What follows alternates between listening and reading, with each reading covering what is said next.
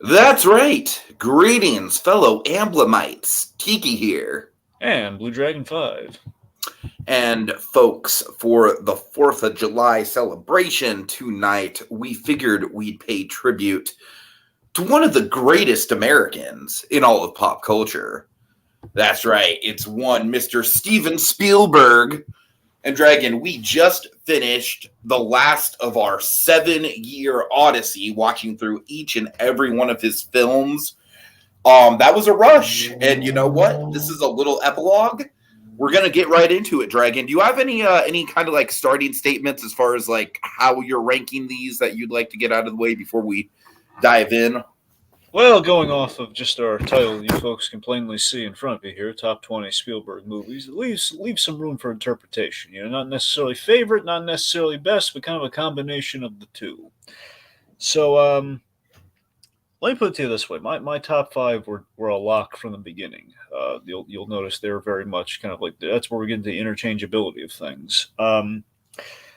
But I guess overall, the best way of looking at it is I picked the movies that the logic was if I were scrolling through the channels and I saw a Spielberg movie playing, what would I be most inclined to watch if it were? Oh, I like that logic. So that was kind of my logic in terms of like because we had to narrow it down from what is it like 35? Is that how many there are total? Something like that, yeah, 34 roughly, or something. I think 34 or so Spielberg movies in total. So there's a lot to narrow down there.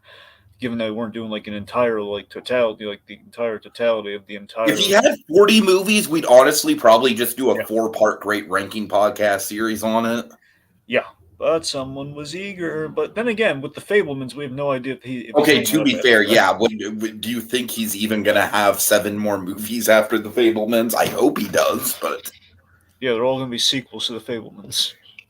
Oh, we could only hope, Dragon. Anyway, but yeah. So basically, his logic was like, okay, so if I were in terms of the selection, was like, okay, what are the movies I'm most likely to rewatch if I were be most compelled to click on if I were if I were flipping through the channels and I just kind of found it playing on all sorts of networks. Like what would I be most inclined to watch compared to the other Spielberg movies? So there was that in terms of gathering them. Then in terms of ranking them, was kind of a matter of. A lot of it is just, there's some rewatchability in there. There's my personal enjoyment, and there's also sort of like, in terms of like the final ranking, there's a little bit of like, what makes it top, like top men, what makes it top 20. Top men. Exactly. What makes it like top, like in terms of importance to Spielberg, but as well mainly filtered through my own experience with Spielberg. So obviously you got some subjectivity, you got some opinions. Yeah. Yeah, I'm excited. There's 25 movies, I believe, between the two of us. So there's going to be a lot of overlap here. Isn't it like 24 though? There's 24, but then I just realized at the 11th hour, like before it was like Jacob didn't put War of the Worlds on here. Well, I didn't know if you put it on there. That's why. War of the Worlds is on my list. Yes. Oh, that's just great. Well, it's fine. It's fine. Let's not, it's whatever. I don't want to, but anyways, we got Z and K channel in the comments. Good to see you, man. We haven't seen you in a minute. He says, what an unusual 4th of July choice. I know there's Spielberg Month, but even putting that aside, yeah, well, I mean, Z and K, we did just finish Spielberg Month. So, I don't know. I think it's appropriate. Spielberg is not just a great American filmmaker, but he's made a lot of movies kind of like about America in some way, shape, or form. I'd say a lot of his movies kind of tread that ground. So, yep. All right, Dragon, let's just dive right into it. I am going to go ahead and let you go first. What's your number 20? Are you sure? Yes. All right. Okay, so my number 20 is Warhorse. Warhorse! It's not an horse, it's a warhorse. All right, I'm sorry. I got that in my system. Okay. So, yeah, I put Warhorse on there because when we talked about when we watched for the first time, it was a real surprise. Warhorse was a surprise hit, man. It really was. That's the thing. I can't really, I can't say it's it's like like the definitive Spielberg movie by a long shot, but I can say that it's It's the Spielberg movie. I always kind of, I think when we were like, hey, what movies are we going to select for this year's lineup of Spielberg month? Like, someone keeps bringing up War Horse. Like, oh, I'm just scoffing at War Horse. Like, oh, a horse movie? Are we really going to talk about that? So fine, we'll do the horse movie we're watching. And yeah, it's based on a solid play apparently, and it's engrossing how invested you are in the reunion of this boy and his horse, and not being a Western. Yeah. Yeah, I mean, I think it's Spielberg facing narrative challenges. He's challenging himself from a narrative perspective because it's from the perspective of the horse for the most part. It's no easy task. So, I mean, it's a movie that it's better than it has any right to be. Sure. Okay. All right. My number 20 is going to be Amistad. And Amistad was a tricky one. And honestly, there's kind of like a few that are very much in the same sort of category. I would say Amistad, Always, and Empire of the Sun are sort of like the three that they kind of blend together almost for me, where they're of a very similar quality and they came out around a similar time. They're a little obscure compared to most of Spielberg's lineup. I think Amistad for me is the one that really captured my attention the most. And because I would say it's mostly because of the chemistry between McConaughey and Djimon Hounsou. I really thought that they had a great dynamic with each other. And honestly, I thought the dynamic that they had kind of was like laying a little bit of a groundwork, perhaps, to Bridge of Spies a little time later, with the just kind of like the back and forth where they don't necessarily fully trust each other, but they have to work together. I don't know. I just think Amistad is a very powerful movie that gets overlooked a lot of the time. I really do feel like it's one of the more obscure of Spielberg's catalog, and I wanted to highlight it. So funny you mention that. Is your 19 Amistad? Well, we won't know until you change the number. Okay. Number 19. Guess what, Tiki? What? My number 19 is Amistad. Guess what, Dragon? What? My number 19 is War Horse. Huh, it's funny that way. Isn't that funny? All right, go ahead. Okay. We probably should have maybe discussed, like, in retrospect, we could have, I don't know, or put it in the right place. It's fine. Go ahead. Yeah, so, but yeah, Amistad just I mean, for me, it was a toss-up between this and Color Purple for me in terms of what made the final cut.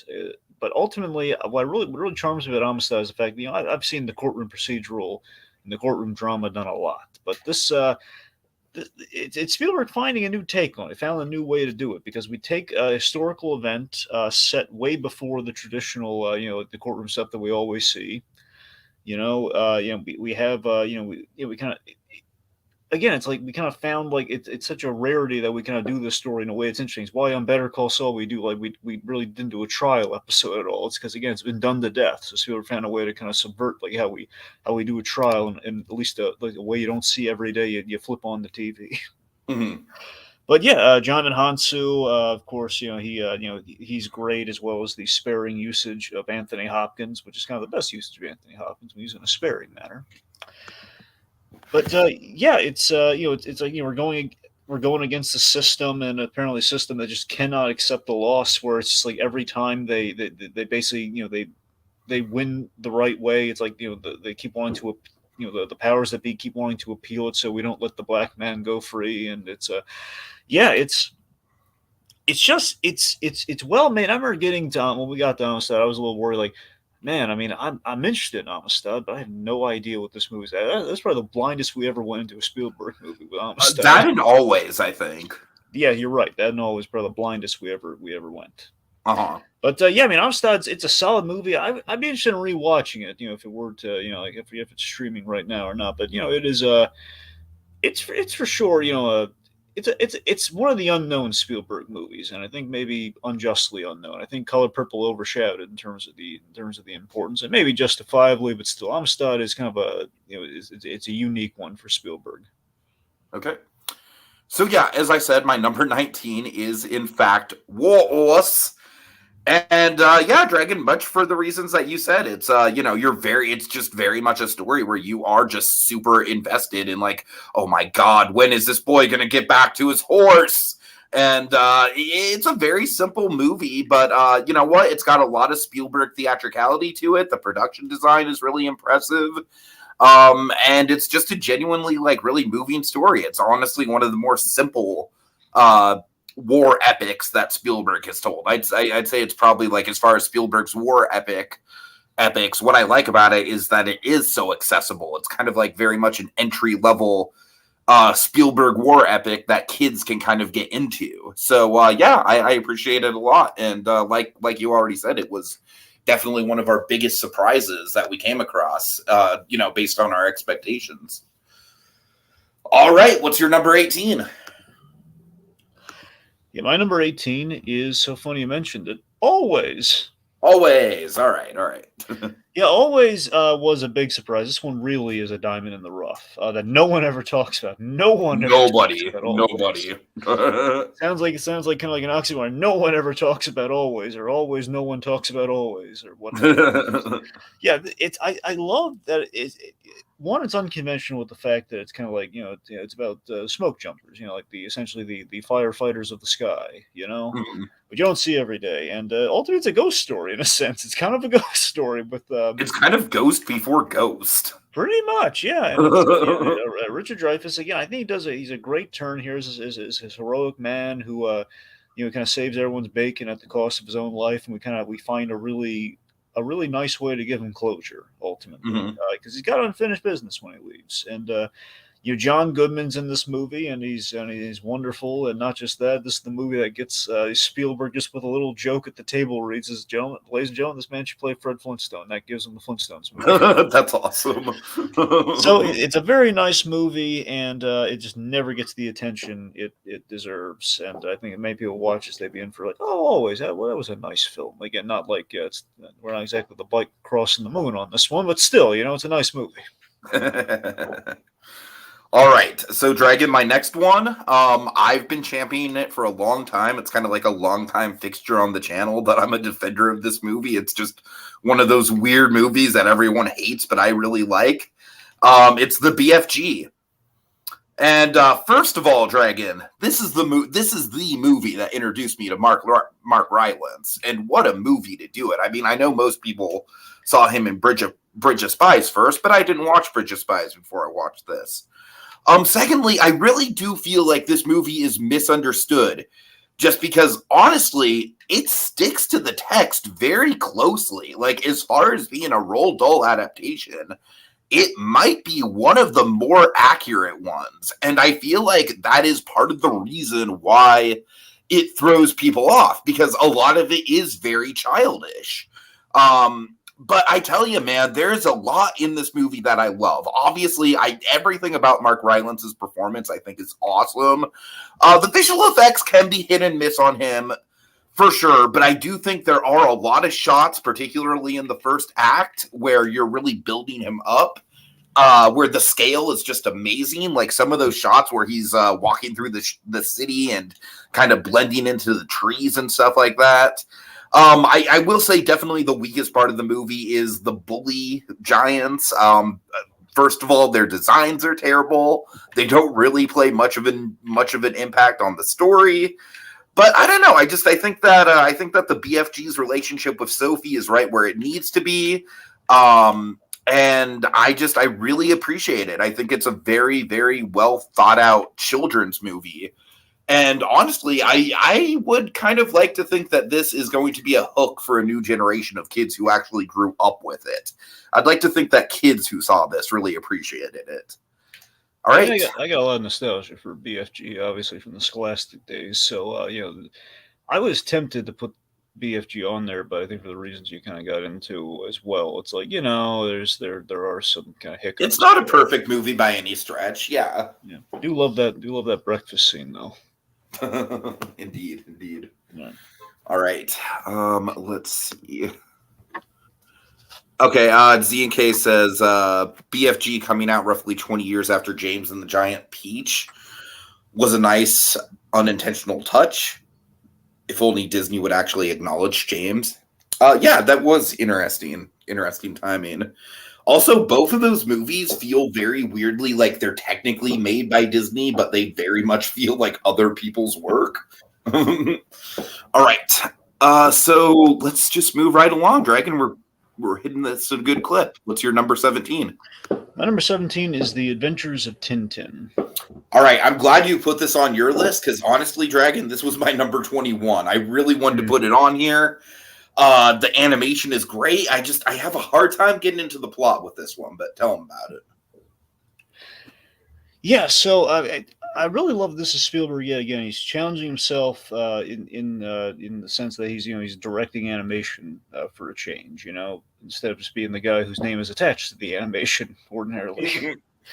You do all the heavy lifting, Dawn. Yeah. Either Don or Tom. I'll get all the glory. Oh God! Did I just invent evil Spielberg? Just slave driving away at poor Don Bluth. Yeah, you did that. So. Oh my God! On the other hand, I was looking at the Amblin crew here on the flip side. Here we have like Tom Ruger and company saying, like, Steven, did we get a memo?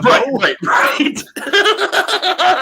Basically, they're looking for Papa's approval, so it's the daddy issues going. I could see if anyone was going to have a contentious relationship with him on the production side of things, it probably would have been Don Bluth. Yep. Just because Don Bluth, frankly, I love him to death, but cantankerous old man, just in general. Oh yeah. All right. Anyways. Anyway, so. Adventure Tintin, it's a fun adventure movie. It's from what I understand and from what I've seen, it's a faithful adaptation of the source material. The only issue I really have with it is in the third act we go a little overly bombastic than we probably needed to. I'm not saying we shouldn't have like an exciting third act, but the way it was, it feels like it's like one of those things where you kind of extend the third act and we kind of add an action sequence where it's like, I don't know if we need like the giant crane stuff, Mm-hmm. Jamie Bell and Andy Serkis, they have great chemistry as Tintin and Haddock. We had really good writers on this. We had Edgar Wright and Stephen Moffat as kind of the writing team on this. It's ultimately like Tintin mixed with Indiana Jones, which I think ultimately was a good combination in terms of like how do we kind of like bring the comic panels to life in a sense. So Spielberg did. It's the closest that we'll get to an Indiana Jones animated movie, which is an interesting kind of thought experiment. Yeah, I mean, in a sense as well, it's sort of. It's kind of like depending on I don't know how technically you want to be here. I mean, with Tintin because I know Tintin had a series of books, but I think didn't Tintin technically start as a comic strip? Yes. Doesn't in that sense, it's Spielberg doing a comic book movie. That's true. Yeah. So I don't know. So the Adventure Tintin, it is one where again, if it were on, I was like, oh man, I really should watch Tintin because that's kind of an enthralling movie when at least for the first two acts. It's like oh boy, look at them kind of meet each other, and then the act two has a lot of fun in it as well. I feel like it peaks in that one shot chase scene. Yeah, it does. Yeah. All right. Okay, Dragon, my number 17, I don't think you're going to be happy about this because I can almost guarantee this movie's probably going to be in your top 10. So I think this is going to be the first big upset of our list. You ready? Catch me if you can. You. I'm sorry. But it is a great movie. It's a great movie. My thing with Catch Me If You Can is that on some level, for me, the structure of it gets a little bit repetitive here and there. But the reason why it's on my list is specifically because it is one of my all-time favorite Tom Hanks characters. I really love Hanratty. I really love him. Like I feel like he's kind of like the ultimate, like the evolution, like the Dragon. See if you follow me on this because I'm curious what you think. For me, he's almost like kind of like the highest evolution that you can get of like a Keys style Spielberg character. Where he's like the scary authority figure, but he's also kind of the heart of the movie at the same time. I mean, I guess I think most people would go for like a fugitive kind of comparison, but I mean, it's if you want to go for like keys from Spielberg, I mean, I guess there is kind of an Well, evolution. I'm just saying there is a father figure kind of element to his character with him and DiCaprio, and that's what really fascinates me about the movie. Well, I suppose in looking at it that way, I mean, yeah, I think there's some credence to kind of the evolved keys. I mean, I really love how throughout the movie, like I said, I do think in the middle chunk it does get a little bit repetitive. And I do think some of the distribution of screen time with like Amy Adams, for example, I wish would have gotten a little bit more screen time than she does. But throughout the heart of the movie, I think is just, the cat and mouse, and then just Hanratty kind of like growing that sort of like respect for Frank, and just sort of that respect becoming mutual, but then them still kind of like knowing that Hanratty needs to take him down, and it's a really good dynamic. Like I said, I just kind of like the movie for me as a whole doesn't flow in the same way that a lot of the other Spielberg movies do, but I acknowledge that the character dynamics at work are really what put it on the list for me. All right. Okay, let's see. Z&K says, I forgot about Tintin. Forgot that there was any non-DreamWorks Don Bluth animated movies he was a part of. Also, we're back at Dinosaur Story, Z&K, which we will be covering later this year. Okay, Dragon, you're number 17.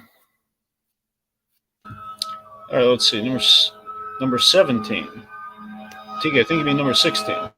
Oh, wait. No, no, dude. Yeah, you're right.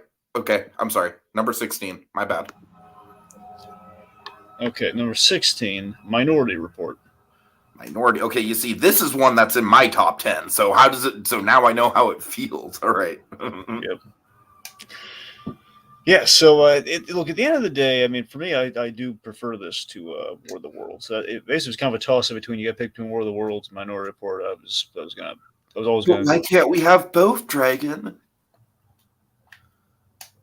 Anyway. I'm sorry, go ahead. That's the thing. So at the end of the day, of the Tom Cruise Spielberg collaborations, Minority Report, I think it's the more interesting of the 2000s era, like post 9/11 Spielberg works, because we're adapting, we're kind of like adapting sci-fi, in this case, Philip K. Dick, and we're kind of doing the procedural crime thriller, but we're kind of filtering through that vibe of the whole, like, we're trying to prevent the terrorism. And so it was kind of like a match made in heaven in terms of being really timely when it came out, when it was made. And I like the futuristic setting. I don't know. I like that. Again, it's yet again kind of Spielberg shaking up the procedural, in this case with the future setting. And I mean, I kind of like the twist at the end. I like how that goes. It's like how we're at a certain point, like that Moon River sequence is really great when we have him with the clairvoyance, just kind of like, you kind of go into the memory, kind of little memory center essentially. Yeah, I mean, I don't know. It's a different kind of. It's a different kind of Spielberg movie, and I keep meaning to rewatch this one really to really figure out how I feel about it. So maybe that's why it's a little lower than maybe it should have been. But I don't know, because I did flip flop this initially, and this was somewhat of an 11th hour choice when I put it. It was going to be number 15, but then I kind of put it at 16, so I kind of flip flop there. So I don't know. No maybe that's where it was. All right. Well, my number 16. I know you're not going to be happy that this is above Catch Me If You Can, and I know this is probably not going to be on your list, but it's Lincoln, baby. Judas. Jesus Christ. Okay, first of all, I feel like this and Catch Me If You Can, very different movies, but I feel like they're on my really? They're different movies. I had no idea. Okay, they're on my list for kind of similar reasons, because I don't think either of them are perfect as far as the structure or the flow goes. I mean, Lincoln is very slow paced, obviously. We've acknowledged this. But Lincoln does have, honestly, some of the, like obviously Daniel Day-Lewis as Abraham Lincoln. I mean, it's like, say what you will about the movie itself, but that is like a towering achievement in just performance, just in general. I mean, it is like a monument to what a great character actor can accomplish. And Tommy Lee Jones is just kind of the heart and soul of the movie, and I love him, and he really grounds the movie. And I do think that the dynamic between Lincoln and his wife is really intense too. And at the end of the day, of course, because it's Spielberg, it's basically a Lincoln daddy issues slash divorce movie. Not really divorce, but definite like bad marital issues. So I don't know. I really like the intimate kind of portrait that this draws of Lincoln's life. I do wish it was a little bit shorter. That is one thing that I will give you in regards to the pacing. But I don't know, man. For me, it's pretty perfect as far as just getting that intimate look into Lincoln's life. The like towering performances. Sally Fields is just amazing in this movie as well. Tommy Lee Jones being the heart. Yeah, for me, this pretty much, this is definitely like, I would not feel right having a Spielberg list without this on it for me personally. So it was a pretty easy choice, but it was never going to make the top 10. Let's be fair. It was probably never even going to make the top 15 with the pacing it has, but I definitely think it deserves a shout out. Yeah. All right. Number 15. Number 15. Temple of Doom. Okay, all right. So this is an interesting one because I don't love Temple of Doom, but I do think it's undeniably important. It's one of those things where, by Spielberg's own admission, it's not his favorite either. At least back during the original trilogy, before we factor in Crystal Skull. Which, by the way, a part of me was, if we had honorable mentions, a part of me is tempted to, maybe, I don't know if it's going to be like necessarily 21, but it might have been the honorable mentions, because Crystal Skull, I love the first act of Crystal Skull. I know. You know what? I'm just going to say it. Like, I appreciate Crystal Skull now. In light of Dial of Destiny, I appreciate it more. That's the thing. Every time everyone complains about Crystal Skull, they always Act 1's really solid in that movie. Mm-hmm. I know people always gripe about the fridge. I like the fridge. It's a miracle exception. Everything the else. The fridge has grown on me. That's what I'm saying. I feel like the fridge has doubled back around. Like, in the moment, it was a lot to handle, right? But yeah. But now I feel like I've kind of grown to love it. I mean, look, we had him shot on a plane, dragged around for 2 hours. I honestly don't think the fridge is any less inconceivable of a stunt than the raft in Temple of Doom. Honestly, when you look at the fridge, it's the fact of okay, so yes, in real life he would have been battered beyond recognition, but the movie logic of protection from the nuclear fallout that tracks. Jettisoned, okay, then the landing, that would have killed him, but still, it's a movie. We can't kill him. I don't understand why more people can't just give him a buy on that one when the raft works. Anyway. So, but that's the thing. So the movie's undeniably important for a number of reasons. I mean, one on the personal side of things, it's the movie where he met the love of his life, and ain't that cute. But it's I guess Spielberg gets to do his James Bond stuff that he always kind of wanted to do with Indy with the opening of the movie. I mean, we got a lot of iconography here. We get all the Kalima stuff. We have short round. We have kind of bigger than life sequences like the raft. And the cool mine car chase. There's a lot of iconography, a lot of payoffs there, and it's also half the reason we have the PG-13 ratings. Because of that reason, it had to make the list. Just the fact that we don't have the PG-13 rating without this movie being as dark as it is. Exactly. It's a dark and edgy Spielberg film. It's that's what I'm saying. It's not perfect by any stretch. It's definitely, at least now when you say the weakest of the Indiana Jones films, now with the fifth one, it's kind of mired in where exactly rank things and everything. I don't know. I'm sorry. I still say hands down, Crystal Skull is better. I'm sorry. I'm pretty heavily leaning that way. Well, okay, regardless. With the miracle exception of that one scene that you and I talked about. Yeah. So I don't know. So Temple of Doom, it's it's a thing where at the very least it's still very well made, and it is it's an icon of the '80s for sure. In terms of Indy came back and we did this other movie. It's the dark, edgy Indiana Jones movie, And for me, my favorite part of that movie, I love the bridge scene. I love it so much. I just love that moment where it's the classic thing where Indy, in the serial fashions, it's one mess into another. He is cornered in our third act. What the heck is he going to do? He's going to do something crazy to get out of this situation. He was going to cut the bridge. I love that. That's insane, and it's wonderful. All right. Well, I'm glad it's on your list at all, I gotta say.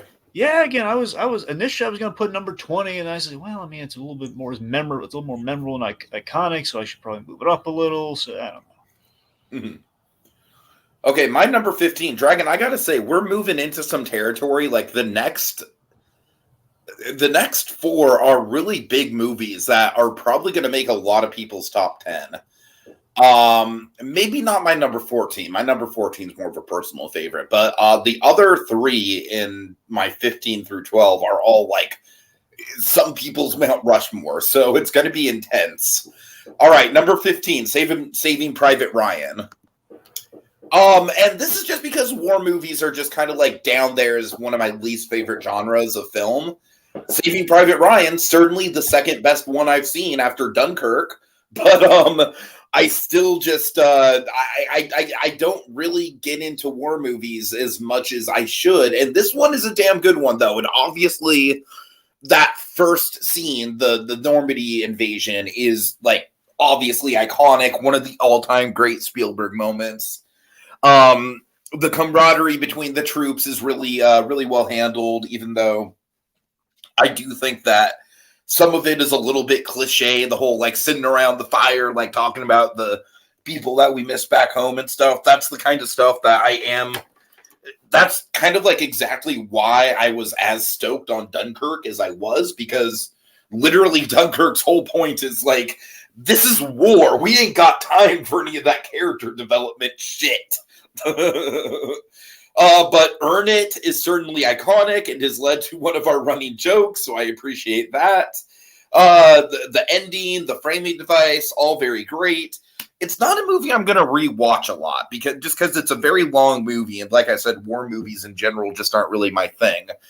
But I mean, obviously, it's one of two movies that he's won Best Director for, so it's very high up there as one of his most celebrated.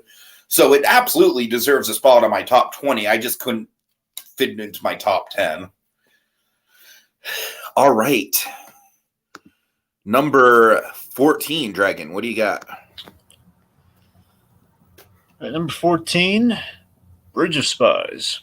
Oh, wow. Okay. I'm actually kind of surprised I have that higher than you. Well, again, it's some things kind of get bumped around. So Yeah. This was a hard one to rank for me. I agree. This one was honestly one of the ones that I moved around the most. Yeah.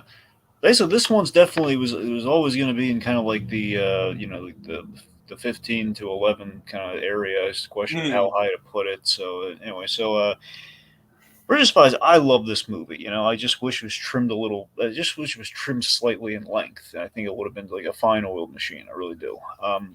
It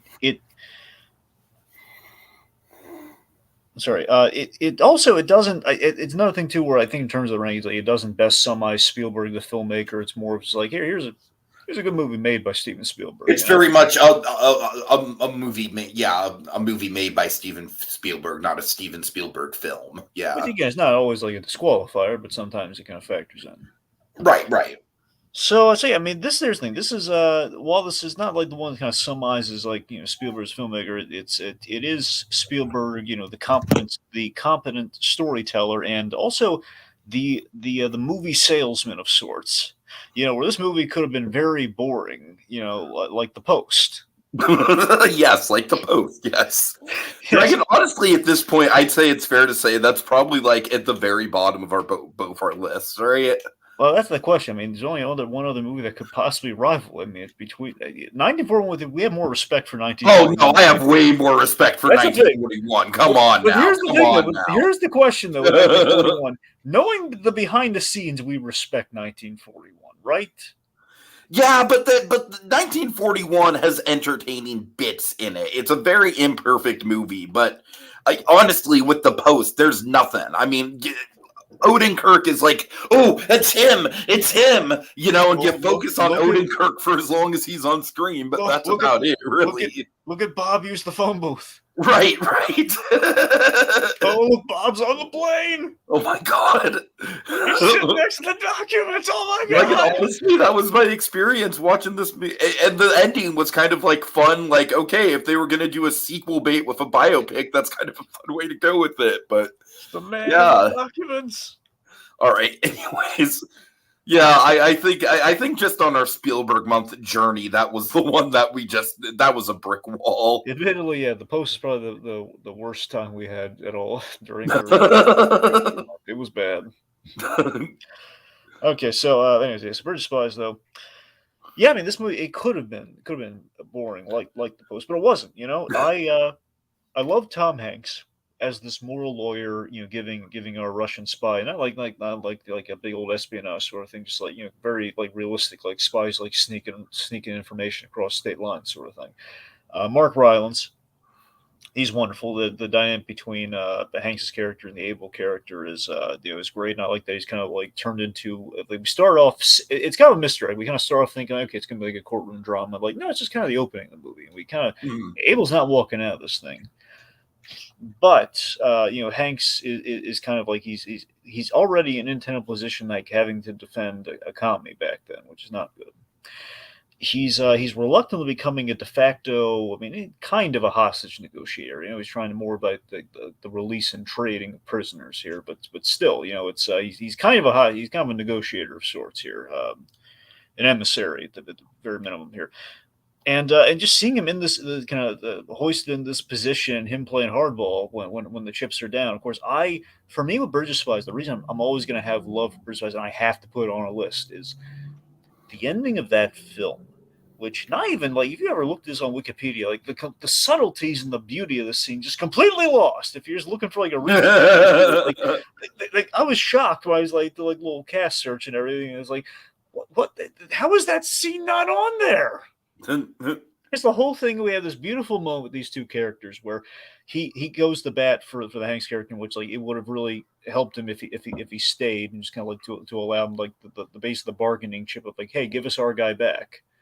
Don't double cross us here, else we're not going to give him to you. And he stuck it out for him because he's been good to him the whole movie.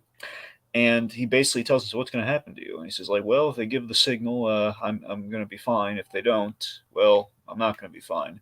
And he goes there and he doesn't get the signal. And you linger on Hanks's like worried expression for his friend there. And it's like, oh, it's like that's completely lost. Yeah. Like, Those are some of my favorite endings where it's just like lingering on a look. yeah, it's the ambiguity, but it's the ambiguity, but it's not looking good for poor Mark Rylance. Yeah. So just a solid movie, and just a compelling watch, even if it's not like Spielberg's like the some of the other things that are kind of mired in mundane and glorious ways. Still, this is like one of those films that like Spielberg in kind of the later eras, like what, kids, he still got it. He ain't making ET, but he still got it. All right. So my number 14 is going to be The Color Purple.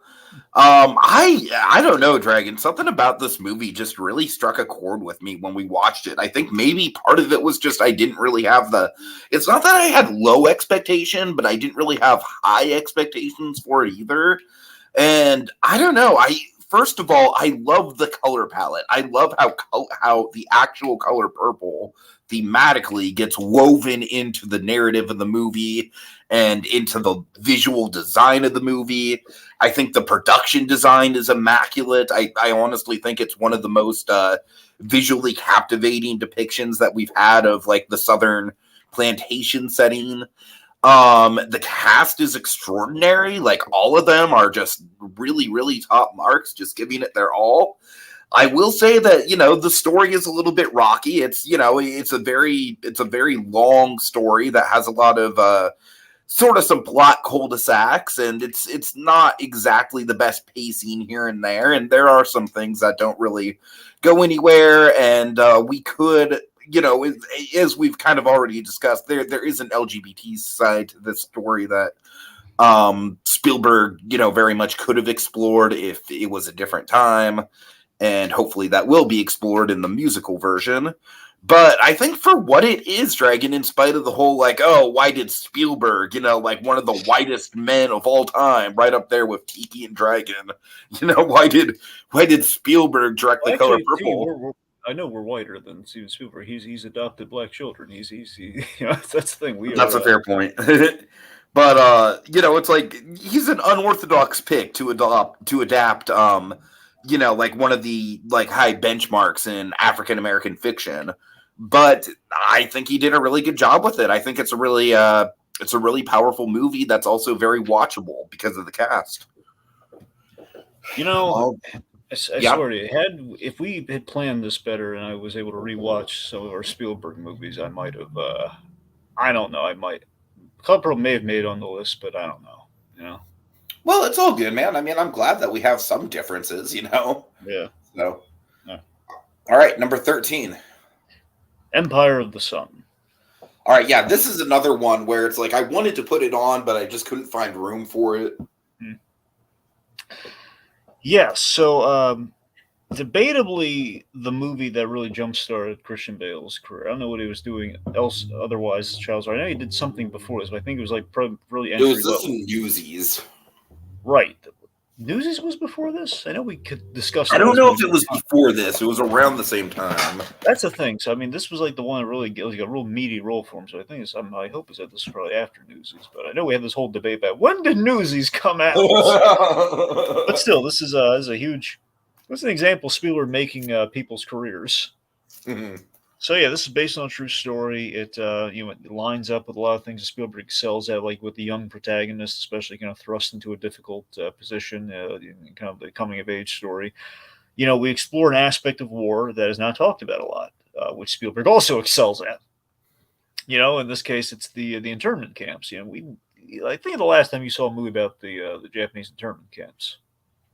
But Empire of the Sun is really the only one I can think of. My point exactly. So yeah, man, I love Malkovich and Malkovich is Basie, and Christian Bale is Jim, and so him taking him under his wing, and kind of the friendship that kind of goes there. But it's like still something shady about the guy where he can't fully trust or rely on him, and it's just one of the things you'll see in some of my favorite of the Spielberg movies that there's like this thing where I never found a good name for it, but it's sort of like an evolving methodology sort of thing where you have a character is forced into a circumstance and they have their own ingenuity. They kind of come up with like a way to survive, and then as the movie progresses, that method of like survival will kind of improve or will kind of like change in how they're going to adapt to things, like an adaptability sort of thing. Mm-hmm. So we kind of have that here, and we get even more so in other films. So this is kind of like kind of progression. So seeing the kid forced to learn and grow up before our eyes, and him witnessing the end of the war in a very visually dazzling, really haunting way with the bombing. The movie I feel is very strong and holds up. I mean, I know Scorsese loves this too. At least Scorsese loves part of this movie. Yeah, it's a solid entry for Spielberg. I think has gotten a little overshadowed as time's gone on, especially by the other war-related movies that he's done. But this is a good one. Yeah, it's nice that he's been able to diversify. And Spielberg has made an effort to like not just tell the same war movie over and over again, which he very easily could, like some of the other great directors have over the years. Yeah, for sure. Okay. Let's see. So my number 13, Dragon. Guess who it is? Oh, it's Oscar Schindler. What? Number 13? Okay. In my defense, this is probably the most powerful movie Spielberg's ever made. It is also one of the least rewatchable. I understand that we have the whole "it's Oscar Schindler" thing. Yeah. I understand that there are bits of humanity and character throughout the movie that make it flow. But Dragon, I do not want to watch this movie anytime soon. It is a harrowing experience. So it's a very important movie for Spielberg. Like for my personal preferences, I can't put it in the top 10 just because like my top 10 are very much like, for me, I feel like the 20 through 11 spots are movies that I really respect, but I'm not going to find myself rewatching all the time. And for the top 10, those are the ones that I'm going to rewatch all the time. So I'm sorry. It's like Schindler's List is obviously a masterpiece, but I feel like at this point, as like, you think you're pissed here. Wait till you hear what my number 12 is. Let's just put it that way. And I think my number 12 is going to be for an even worse reason, but we'll get there when we get there. All right, number 12.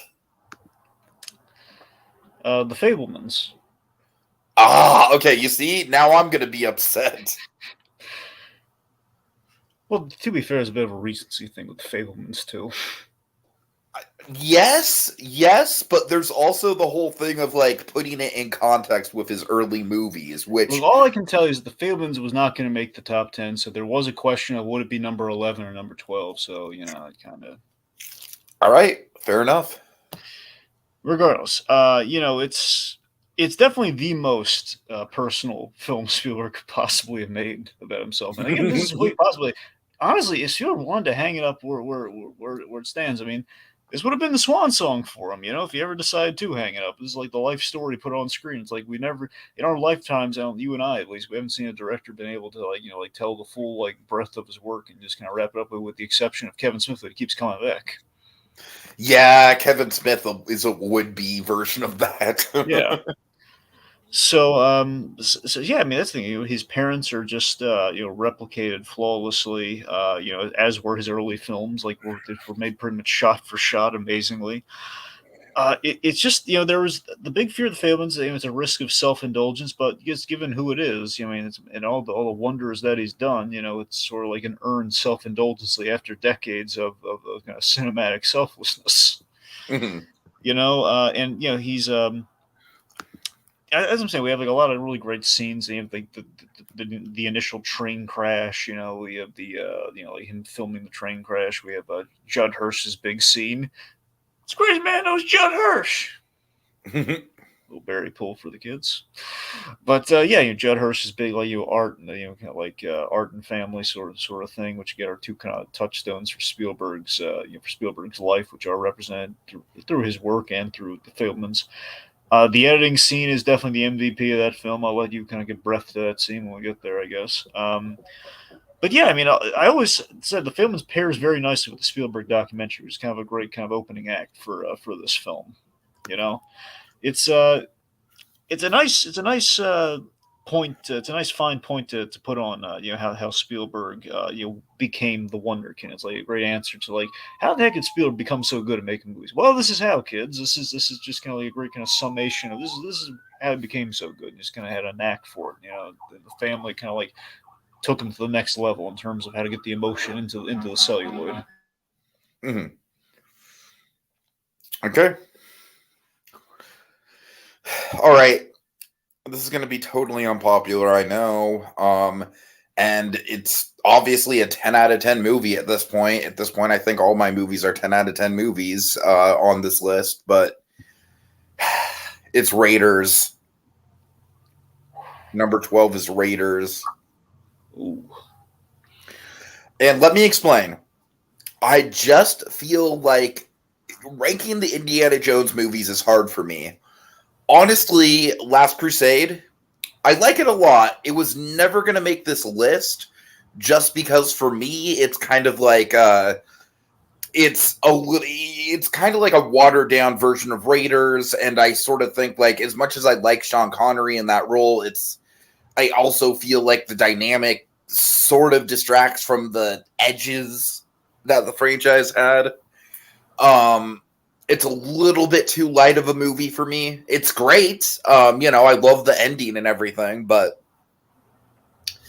Raiders, honestly, to me, has just sort of entered the zeitgeist where I am honestly kind of sick of it. It's so good that I am sick of it. And I mean that just in the way that, there's been so many parodies, and I realize that there's parodies of Jaws and Jurassic Park, too. But I'm saying, with Raiders, Dragon, people have literally gone out of their way to, repurpose the whole film multiple times over. And that's not the movie's fault. But for me, I find this one nowadays a little bit hard to sit down and rewatch all the way through just because of how ingrained it already is in my brain and into pop culture in general. I feel like it's kind of accelerated itself to sort of be Dragon, long story short, I'm a hipster and it's too popular. All right. I also I don't know, Temple of Doom for me is the one that made my top 10 just because like you said, I do feel like I really love the risks that Temple of Doom takes. And Raiders is amazing. I just don't like Raiders just doesn't resonate with me on an artistic level that the same way that Temple of Doom does. It's definitely a more solid screenplay with, probably better characters and a more, the story makes more sense. But Temple of Doom, just like from an offshore sort of like that was his vision. I don't know. Like it's hard to compete with Temple of Doom for me. But yeah, I know this is unpopular, but what are you gonna do? Number 12 Raiders. They can't all make the top 10, Dragon. Well, yeah, but Raiders though. I'm sorry. I mean, there's not making the top 10, but then there's Raiders and there's Schindler's List. Okay, there's like the one that won the Oscar and the one that got all. I don't know. Yeah, these are the ones that I would rewatch the most. What can I tell you? All right, number 11. Close Encounters of the Third Kind. Okay. So, I mean, honestly, it was kind of neck and neck between Fablemans for this very reason, is the fact that Close Encounters is kind of the artistic interpretation of the Fablemans. In a way, yeah. So in that sense, it was a toss. It was kind of a coin flip. So it's just the arc of, it's the original Daddy issue Spielberg film in many respects, and that it's the disillusionment of the family. It's Spielberg's own fears of again, kind of what we saw in the Fablemans of like picking the art over family, which again, like now you can only get this film, especially the way it ends, from the early Spielberg, which is kind of bridging off the angsty Spielberg. So like, yeah, I'm gonna leave my family behind. They stink, yeah. But yeah, I love Richard Dreyfuss in this film. He's he's great. The obsession with Devil's Tower is kind of a fun runner in the movie. Yeah, it's ugly and raw in places, which it's so funny. The movie's ugly and raw in places in terms of like the disillusionment of the family, like the whole crybaby scene, which is pulled from real life. And the artful kind of whimsical moments in the film too. You're doing like the Simon sequence with the John Williams score, which again is kind of the science filtered, is music meeting science, which again is this whole parents relationship. Mm-hmm. So it's in Close Encounters again. It is a perennial Spielberg classic, and is one that was like a personal story for him to get told. So it is key. It's a key Spielberg moment. This film. Okay. My number 11 is Bridge of Spies. It was really close between Raiders and Bridge of Spies. I gave Bridge of Spies the edge just because, like I said, it's kind of me being the hipster. And I think Bridge of Spies, for me, the reason why this resonates so much for me is because it's very much, like you said, it's very much like a movie directed by Steven Spielberg, not a Steven Spielberg film per se. And there's not a lot of standout moments. Like you said, the ending is kind of like the closest that we get to a real jaw dropper of a moment. But for me, just the whole film, just all the way through with the chemistry between the two leads, it is like one of the absolute greatest dynamic duos that Spielberg has ever put to screen, as far as I'm concerned. And also, I just really, really appreciate that this is the movie that kind of gave us Mark Rylance. Like, obviously, Mark Rylance had been in movies before this, but this is the movie that really broke Mark Rylance out into the mainstream. And Mark Rylance has since become one of my favorite actors, Dragon. I mean, Dunkirk. So, yeah, Bridge of Spies, I think, is an appropriate movie to kind of like round out the bottom half of the list, because it's not a classic by any means, but I think everyone really respects it. So yeah, I think I'm pretty satisfied with that. All right, number 10. Number 10, Duel. Ooh, all made right. the top 10. Yeah, for sure. Plus, we did just see it, So, but yeah, so Duel, refreshingly, it's refreshing, kind of almost like a brief proof of concept for the wonders that Spielberg would do in the future. So it's the prognosticated one. This film, like this boy will go on to change the game. It's the TV movie era Spielberg, brimming with promise. It's a Twilight Zone-esque situation turned proto Jaws, or land Jaws, as some might label it. I marvel at the risky stunts of this film, and I just love the psychodrama component with the universally relatable concept of like we've all I one way or another we've all seen like those reckless drivers on on the road, and you wonder like what would happen. We hear about real life road rage incidents all the time, but this is like it taken to the nth degree, and again, this movie is very ahead of its time, and it's a delight. I mean, there was a lot of like wonder like you mean Spielberg did a movie that was like Jaws but was on land, and it absolutely lived up to the hype. It's wonderful. Yeah. Okay. Yeah, my number 10 is going to be Minority Report. Mhm. And for me, this is a really interesting kind of melting point of Spielberg between his blockbuster era and his kind of like late career sort of like thinking man's mature adult film era. And I think it's kind of like that perfect genesis between the two of them. It's got, honestly, probably the best world building, in my opinion, of any Spielberg movie made post 2000. I mean, the world building in this is just impeccable as far as I'm concerned. The production design is immaculate. And I do think that the plot, does take one too many twists and turns. It's not a perfect screenplay, but it's filled with iconic set pieces. And it's just a really, really thrilling ride. It's got a great score behind it. Just iconic in a lot of different ways. And it's also got very much like a lot of that sort of like thinking man's nihilistic sort of post 9/11 views. And I remember this being like the first really adult Spielberg movie that I saw in theaters. And that really made an impression on me. So, yeah, this was definitely going to make my top 10. All right. Number 9. Saving Private Ryan. Okay. So, Saving Private Ryan, just one of the definitive war movies, just period. What I think what's special about it is that it's not about the glory of battle, or just it's not it's not an action movie, or just utter dread or anything, or it's not preachy, I should say.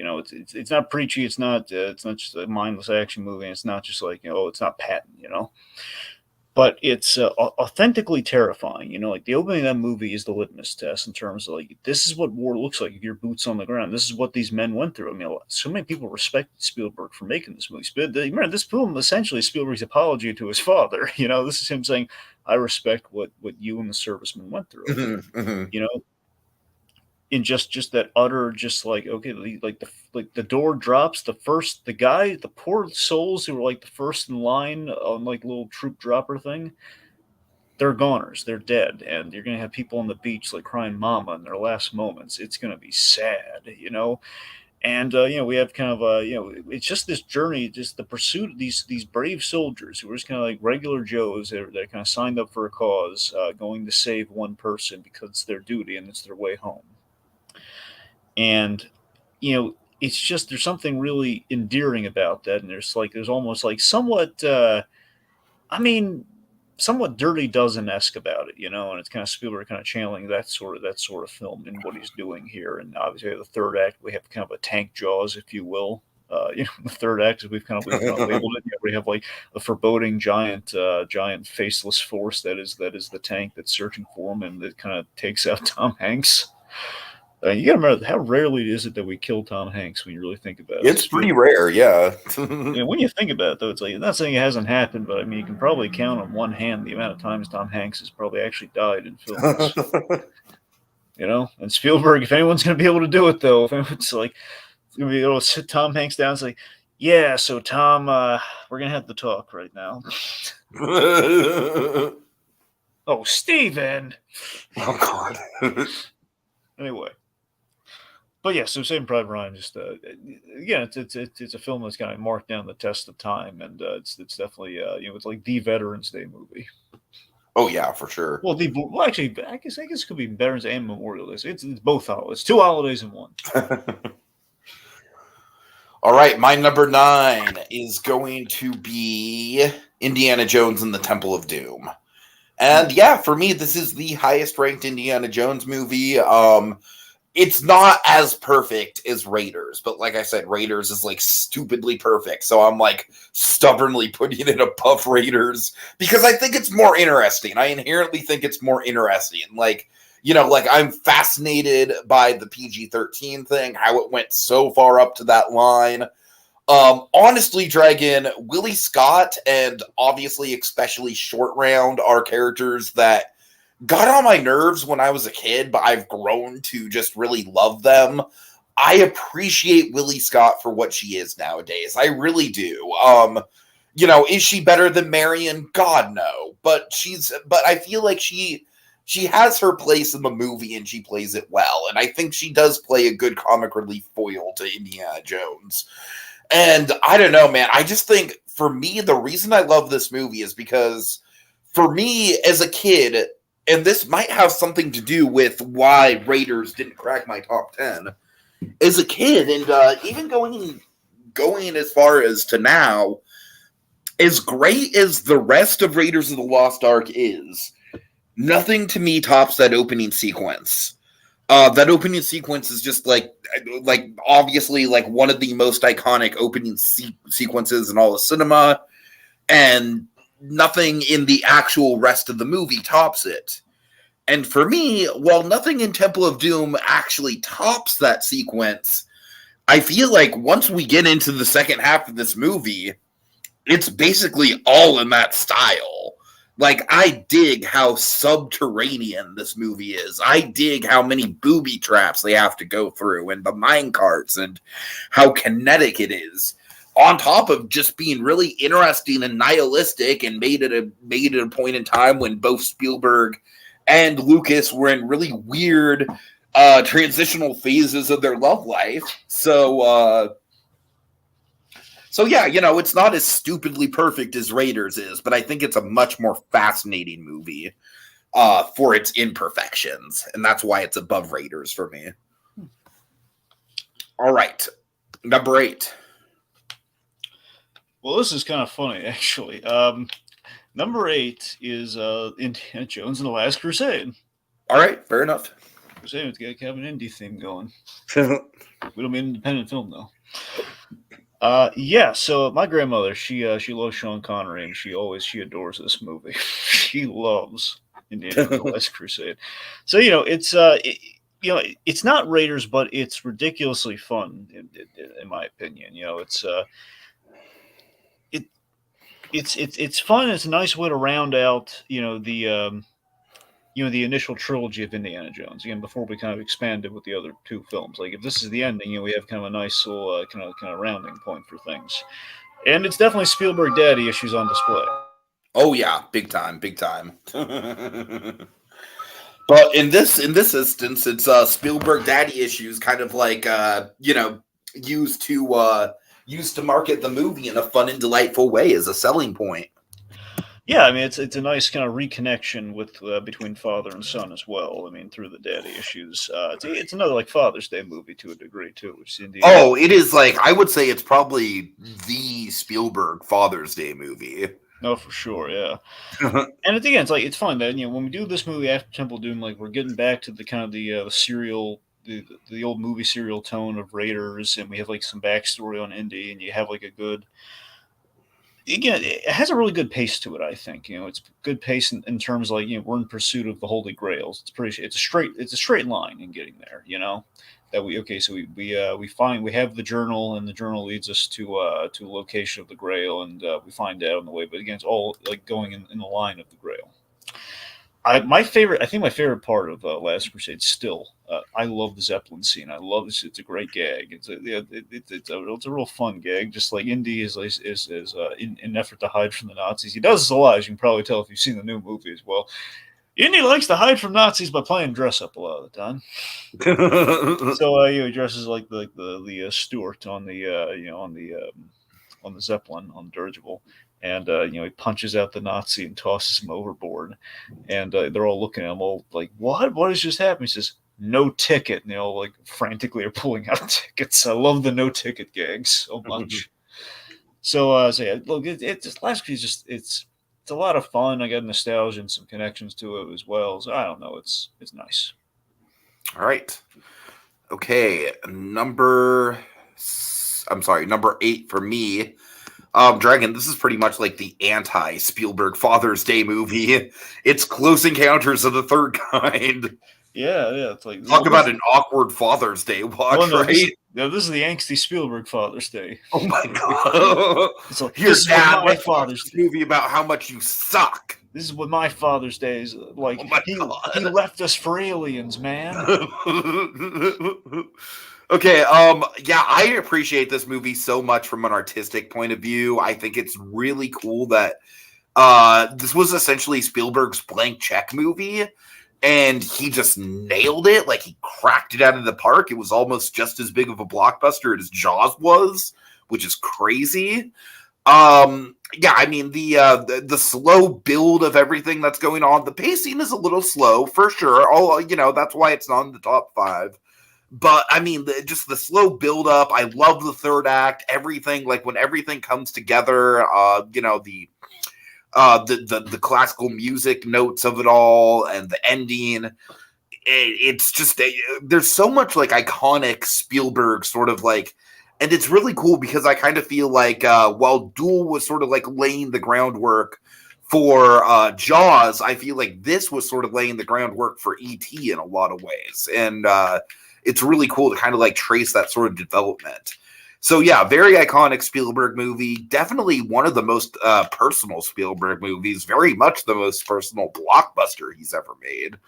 And yeah, had to put in the top 10. Absolutely. All right. Number 7.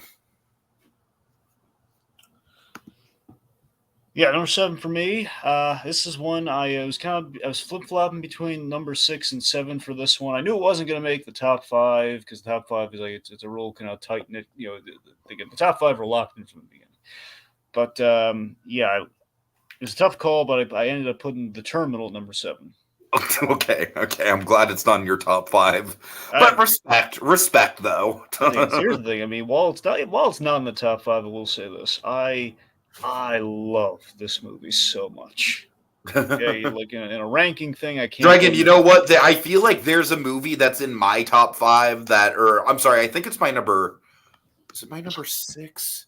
Yeah, it's my number 6. My number 6 is very much going to be your equivalent of The Terminal, where it's very much a personal bias thing for me. So that's the thing. Where again, if I'm trying to rank him in like a vaguely objective way, I can't put The Terminal in the top 5, but I can. I can say that The Terminal. It's, as I said earlier, I love the evolving methodology thing. The Terminal definitely has that. It's Tom Hanks stranded at an airport. It's an incredibly mundane premise. I remember like the marketing for this thing way back in the day, just like the big gag being, don't you just feel like you're living in an airport sometimes? And just that was like the big gag. So like around that time, okay, so you have the Terminal for Tom Hanks and you have Christmas with the Cranks for Tim Allen. That's what 2004 looked like. Oh God.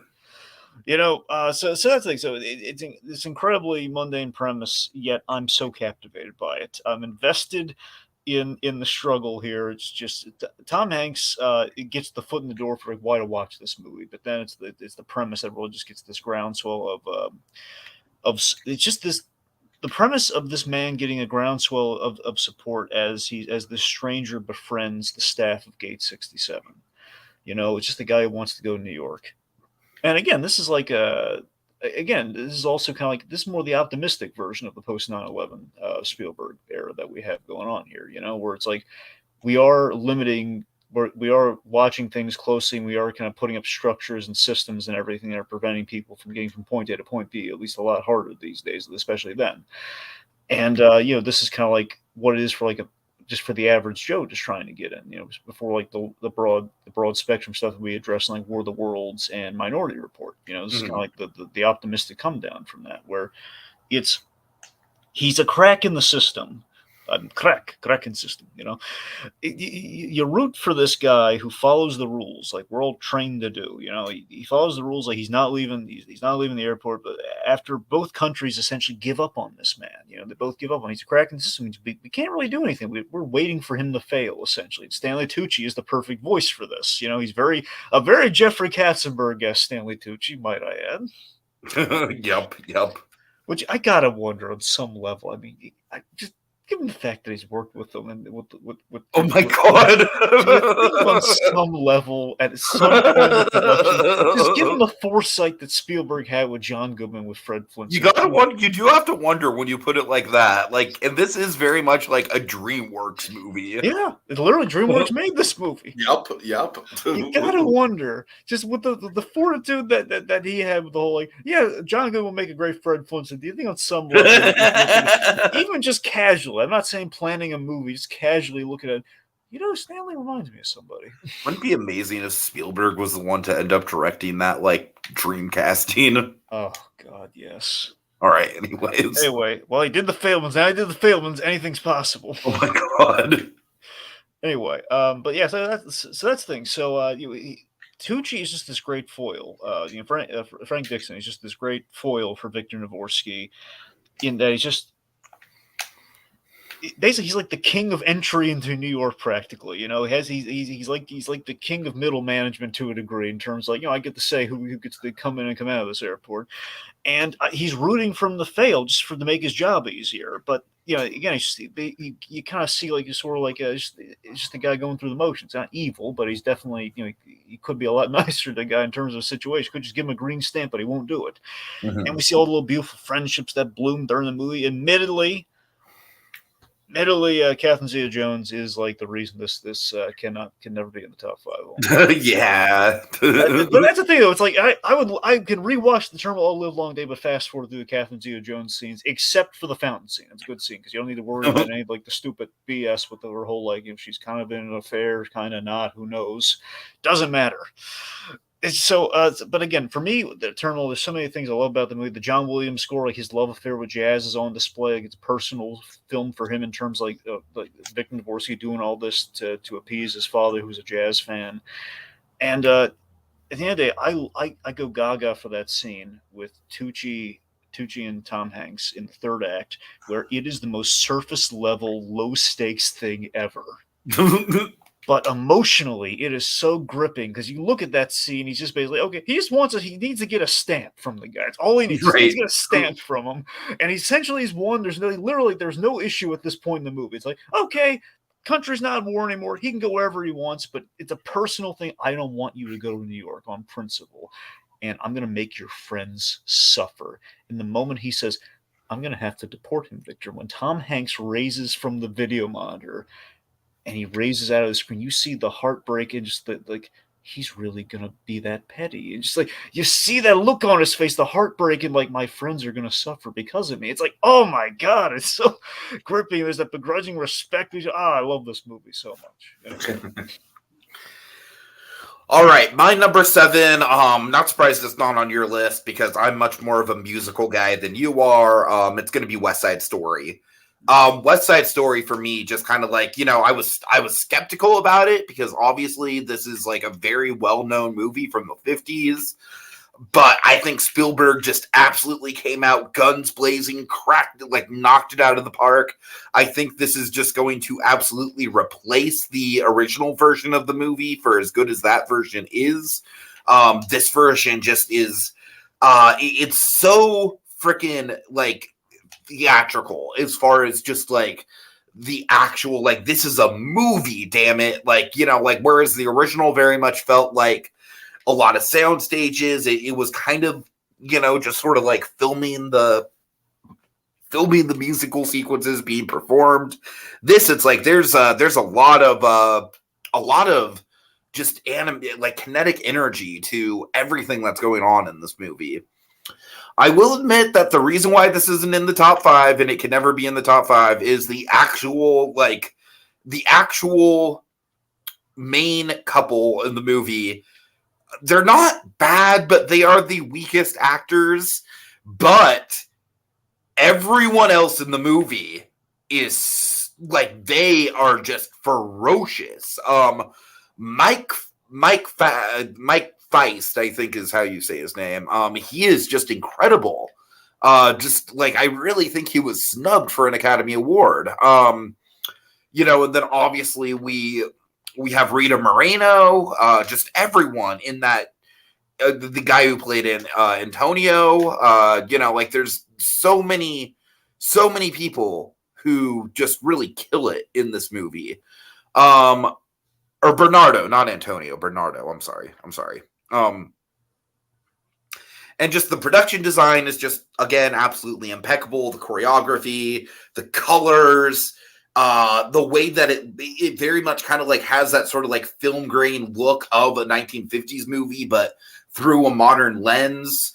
The kind of like pulling the cultural issues of the play and sort of like bringing them to light for the cultural issues that we're facing today.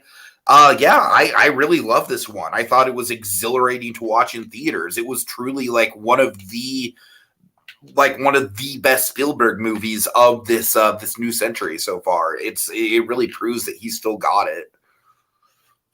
All right. Number 6, what didn't make the top 5? Jurassic Park. Oh man! All right, that's fair. I mean, look, be lucky that I No, I know. I'm honestly impressed that it's up as high as it is. Again, this is sort of like a whole like the importance of what Spielberg's done, sort of thing. Because I think I love at the end of the day, I think I love the Terminal more than Jurassic Park. Jurassic Park, 30th anniversary this year, by the way, a little shout out because I don't think we can do much for Jurassic Park this year. We didn't do much for it, but that's just because we've already talked sort of blue in the face about Jurassic Park at this point. Like, what more needs to be said? I forget if I mentioned if maybe we were going to contemplate doing something on the ride. No, you did mention it, but again, what more needs to be said at this point? We've probably done like 2 or 3 full retrospectives. Regardless, so this movie is well loved for a reason, I mean, for me, in terms of this, I have nostalgia for like going to Universal the first time. It was probably before I saw the movie, at least fully. And just like you go there and the entry and the majesty of the place is kind of communicated through the theme park as well, which definitely gets you hyped when you see the movie finally, Mm-hmm. So you've been there, you've heard them playing the music when you walk to the Jurassic Park section. You're taking a picture under the giant Tyrannosaurus that's about to eat you. But yeah, it's again, it's never going to be my top 5 for me. Because here's the thing, it's never going to be in the top 5 for me because at the end of the day, there's always it's an inherently flawed premise with Jurassic Park. As fun as it is, there's always that inherently flawed premise of like, John, why make the meat eaters? Right. It's like, did you not see the wonderment of Alan Grant, the whole they're in herds and we're seeing the giant I think we were dazzled enough. Okay, did you need the thrills? Did you need the meat eaters? Did you need to kill all the poor little lambs? Did you need to do that? Anyway. So it's because of that, I can never put in the top 5. And because we don't get to see the full Carousel of Progress attraction, damn it. That as well. I mean, here's the movie at the end of the day is a cozy classic. You go to a theme park with dinosaurs, and it's also like I think deep down it's that 90s nostalgia we all have, like being it's the trapped in the theme park story. Mm-hmm. We all fantasize about as kids, so there's always that inherent kind of like DNA of the piece. But yeah, we didn't see, it's a cool sci-fi concept. We all want to see that carousel, darn it. Spielberg, you owe us an extended cut with that carousel. Oh my God. All right, yeah. De-age them. Bring them back. all they had to do was just ride the ride and then go back around to go into the lab. That's all you gotta do. They're Hammond's guests. All these re-releases, 30th anniversary, all we need to do is have one scene. Just one. Release the carousel attraction cut. That's all we need. Okay. But yeah, this is the definitive dinosaur movie. It changed the game. Oh, absolutely, yeah. Hugely important for cinema. So, again, it's important. Okay. Number 6, Dragon. This is The Terminal because I totally acknowledge that it's not a perfect film by any means. But you know what? It was like one of the first Spielberg movies that I followed the development on from beginning to end. I saw all the marketing. I was hyped for it. And I honestly think the movie delivers on a rewatch. And I think it's filled with memorable set pieces. And that is War of the Worlds. For me, War of the Worlds is just like, first of all, just I feel like I said, the set pieces of this movie really hold it up. I feel like just the visual look of the tripods. I think the best scene is that one scene where they're riding through the car through the town, and then everyone's trying to mob the car. Just the mobility of the movie, just in general, the ferry scene as well. Just the way Spielberg depicts kind of humanity just sort of like instantly falling apart and turning on each other is just very haunting to me. And you know what? As time goes on, I think I like the Tim Robbins character more and more. I think he is, like, for me, the Tim Robbins character actually kind of represents the closest the movie gets to actually feeling like the book. It's sort of like the root of the book, the paranoia and everything. Is the subplot with the son stupid and frustrating, and should the son have died, and should he have not been there at the end? Yeah, absolutely. That's frustrating. But you know what? I'm going to give it a pass because it's Spielberg working through daddy issues. Spielberg doesn't want to kill a son. I don't think Spielberg would have killed Mutt Williams' Dragon if he was directing Indy 5. So yeah, the characters are definitely the weak point of the movie. It's like I honestly forget what Tom Cruise's character's name is. I remember his daughter's name is Rachel because he says it 10 million times, kind of like how McConaughey says Murph 10 million times in Interstellar. But like I said, this is not a movie of characters, but it is very much a movie of set pieces. And I feel like as a set piece movie, it is one of Spielberg's best. And I don't know, and I do have some theme park connection to this too, because the plane crash is like a permanent fixture of the Universal Backlot tour now. So that is one of the more memorable parts of that attraction. And I just think that it's just all around kind of a stone cold classic of the post 9/11 Spielberg era. And I certainly think that it's got some of the absolute most iconic and memorable set pieces that he's done of the 2000s so far. I think it's just blockbuster filmmaking at its finest from Spielberg. All right. And we're in the top 5, baby. Yeah. Number 5. Okay, so let's just preface the top. We're in the end game now, kids. Yeah, so top 5 were very hard to order. For me, with the exception of number one spot was always secured from the very beginning. I had no doubt on what the number one was, but 5 through 2 were constantly in flux. So I'm still not even sure about number 5, but because I always kind of wanted to move it up at least one more, and then I don't know. So number 5 for me is Catch Me If You Can. Okay. I love Catch Me If You Can. It pains me not to put just a little bit higher, but it's an insanely rewatchable, fun Spielberg movie. It's. I think I gotta be honest. I think it's in danger of falling into obscurity. I think I don't think enough people talk about this movie. I mean, I think it's like I think it had its heyday. It was great. It was lauded, but I think Spielberg. It's the funny way that time works. I think we've just kind of gone so forward with Spielberg movies and everything that. And like now, when people think about Spielberg movies, they're always going to just the classics. I think sometimes we're missing the ones like the Catch Me If You Can, like the 2000s era Spielberg is kind of falling into obscurity. It feels like, especially when we do the nostalgia culture. Now it's always going to the 80s and now the 90s. I mean, it'll probably be like another decade before we're looking at the 2000s with that nostalgia. But still, it's just I just fear this again. This movie was like. Again, so it's it has the true story component to it. It's a glorious cat and mouse game between DiCaprio and Tom Hanks. Hanratty and Frank Abagnale Jr. This to me is the pinnacle of what I've said before with the other two examples. This is actually the pinnacle and most perfected version of the evolving methodology thing, because you actually have it in practice with Abagnale. We have like a great 3-act structure of like the identities that he takes on with the pilot, the doctor, and the lawyer, and so on. I love the score for this movie. I think it's one of John Williams' finest scores. I really love it because it has like kind of the jazzy thing. It kind of builds suspense. It's the best way I can summarize Catching If You Can is it feels like a grab bag of all the things I love in Spielberg. It's kind of a grab bag, a little bit of everything. You have the daddy issues.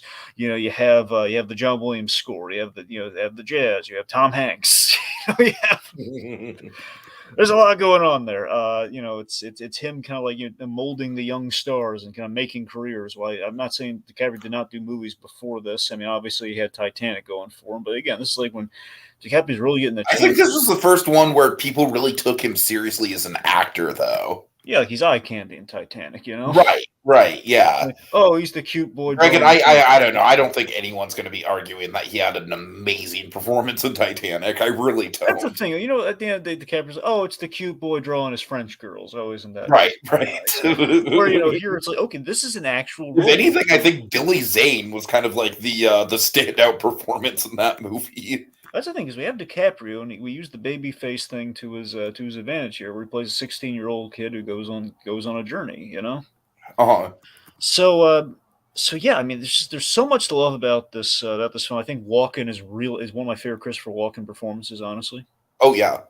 And again, also it's founded on a teen running from divorce, and dealing with divorce. Which leaves him directionless, which is why he has kind of an identity crisis of sorts in what he does. So it's a huge component, huge connect for Spielberg for sure. So that's what I'm saying. Like, we have so much of Spielberg in this really interesting story, and I just again when I watch this film, I fall head over heels for it every time. I love it. All right. Okay, number 5 and number 4 for me are pretty intrinsically linked. They are not the iconic classics, but they are both very personal and very tightly woven into the DNA of what Spielberg is as a filmmaker. So number 5 for me was Duel. Dragon, I'm sorry, I had to put this in my top 5 after we were just blown away by it, because for me, I feel like this movie is just such a perfect, just kind of like it's just such a lean, mean, perfect representation of like everything that Spielberg is going to excel at for the rest of his career, and it blows my mind that it was his first film.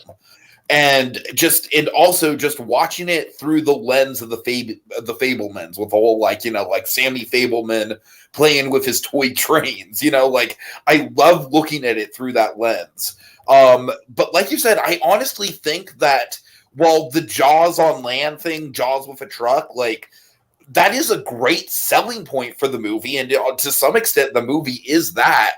But I honestly think that doesn't necessarily give the movie enough credit, because for me, what really makes this movie stand out are the Twilight Zone kind of elements to it. The sort of like, why is this happening to me? Why am I being singled out? As you know, Dragon, for me, the most chilling moment is when the truck helps the school kids, because that's kind of the moment where okay, this truck, it's not just going after anybody, it's fully fixed on me, and it's going to help other people. That's terrifying to know that you are personally on this person's radar, and it's not just a psychopath who's going to mow anyone down. Just immaculately shot. I love the ending. Just the stunts, the practical effects work, the location shooting. It's just an amazing, thrilling time. It's perfectly paced. I love it. Yeah, not much more to say. It's great. All right, number 4. Again, the three and these kept shifting between number 3 and number 4. It's the Mount Rushmore, Dragon. It's the Mount Rushmore. Schindler's List. Oh, all right. It was a tough call. One could say, it's Oscar Schindler, the Oscar winner. Oscar Schindler, the Oscar winner. Yeah, so Spielberg, we're tackling Spielberg's Jewish roots here. It's insanely personal, for that reason, very clearly. I'm, look, you know me. I'm a sucker for people saving people. It's why I love Batman the way I do. It's a fundamental thing in stories. I love we can have humans, basically people saving each other. So the fact that we do that with 1,100 people, technically 1,200, technically, but yes, it's just the arc of Liam Neeson's character in this film, I feel, is so strong. And while yes, it's the darkest movie Spielberg's ever made, still, it's a dark but perfect movie. You know, it's dark, but again, the humanity shines through. It's literally the candle in the darkness that we we initially snuff at the beginning of the movie. You know, that's the threat. And it's kind of the light coming back at the very end of the movie when they're all putting the stones on the casket. You know, so it's kind of like, you know, regardless, it's the fact that Oscar Schindler is this enigma of a character who we kind of play initially as the bon vivant playboy, and we play him off as just okay. So he might be surface level, but you can tell this guy's smart. And he is plotting something. He's just a really good businessman, and he's kind of channeling that business savvy after he meets Ishtar Stern into again, like, not, and it's like humanity, but then it kind of on the surface in terms of, well, these are human acts that are helping me from a business standpoint. And then as it goes on, then it becomes something of like he's seeing that what he's a part of, he's becoming part of, like, you know, this industrial complex and murder, and he's feeling really bad about that, and he's trying to change that, and he's just trying to save them any way he can. And yeah, it's just, I mean, for me, one of the scenes that really comes alive in the movie for me is the train scene, where Stern is on the train and Oscar Schindler comes down there like the boss, and he's just saying, like, you can explain to your bosses why production is completely stopped. Okay, if you send this train off with my guy on it. And again, it's even beyond Liam Neeson, who just kills this movie in all the right ways. Ray Fiennes as Amon Goth. He is a super compelling villain. Just the fact you have the sociopath who kind of sees the light for a moment, and he doesn't. It's the fact that this guy just does not get what he's doing is wrong, but he on some level, he sees the fault in it, but he won't admit to it. And I think we're playing these great layers and levels to these characters in a movie that is black and white, where again, it's, I mean, that's the fact that you're looking at it from just a black and white standpoint. The movie is shot in glorious black and white. And again, they're doing that for the documentary thing, but you could always argue thematically, it's the fact that, again, like, you know, you look at, you know, the wartime, it's pretty much good guys, bad guys, but you have Oscar Schindler, who is very much operating in the gray, in terms of he's in league with the bad guys, but clearly he's going to, you know, see the light by the end. And of course, that's kind of ushered in by the little girl in red. It's a little bit of color in there. So there's a whole color theory going on. This movie's got everything. Spielberg thought everything for this movie. You know, it's just it's wonderful. It's complex, even though it is, again, like the darkest hour of the human soul. And the ending is utterly flawless. Again, you can probably tell a pattern with all of these films, especially 4 onward. The endings are perfect. The endings are great. But this one particularly, just the whole I could have saved more, and the way we play that, and that Williams score that comes in right at that moment, it's just, oh man, it's wonderful. It earned that Oscar. It earned that Oscar Schindler. All right. Yeah, number 4 for me, I think I probably gave it away. It's The Fabelmans. It can't be in the top 3, man, but goddamn, is it an important movie in his overall filmography? I mean, this is, like you said, it's about the most perfect endpoint that we could possibly get, and I'm sure he's going to make other movies, but I don't know, it's just, like, it's so fascinating to have something like this, and it's almost too personal. It almost feels like a movie we shouldn't be watching, but I think in the most best and compelling of ways. And honestly, Dragon, I don't think this would even crack my top 20 if it weren't for our endeavors doing Spielberg Month. But because we did do Spielberg Month, and because we went through every single one of his films with a fine-tooth comb, like, for me, there's so much in this movie. It's so packed with layers and meaning and subtext to everything that he's going to go on and do. And for me, it's just like a monolith. And I really didn't feel that strongly about it when I first saw it. As you know, it didn't even crack my top 10 of 2022. But yeah, man, now, like, revisiting it, having it be, Dragon, I think we did ourselves a great favor by having it be the first thing that we did during Spielberg Month this year, and then diving into his early movies, I think like seeing both the early movies and this movie through that lens together just really clarified everything for me. And I mean, yeah, this is obviously a self-indulgent movie for Spielberg, but as a self-indulgent autobiographical work, I think this is about as perfect of one of those as you're possibly going to get. I mean, this movie it's so compelling to me that it's almost staggering. And like just as the film fan that I am, and as the history buff that I am, this movie's just endlessly going to be rewatchable for me. I mean, there are so many layers to this thing. It just fills me with excitement just thinking about it, and thinking about just like what a touchstone we have for his entire career thanks to the Fabelmans. So yeah, honestly, it might be one of the most radical kind of like, like me going from like really liking a movie but not really loving it to really loving it upon a revisit. All right, we're in the big leagues now, boys. We're in the top 3. Okay, number 3. E.T. Extraterrestrial. Ooh, all right. I mean, it's fine, but all right. They're in the top 3. I know. So look, this is one with honestly for my top 3. The logic was with these 3 films. I mean, really with the top 2. 3 is like the beginning of this. We enter like Spielberg, the cultural touchstone. I mean, it's literally the logo of his company. So it's an important film.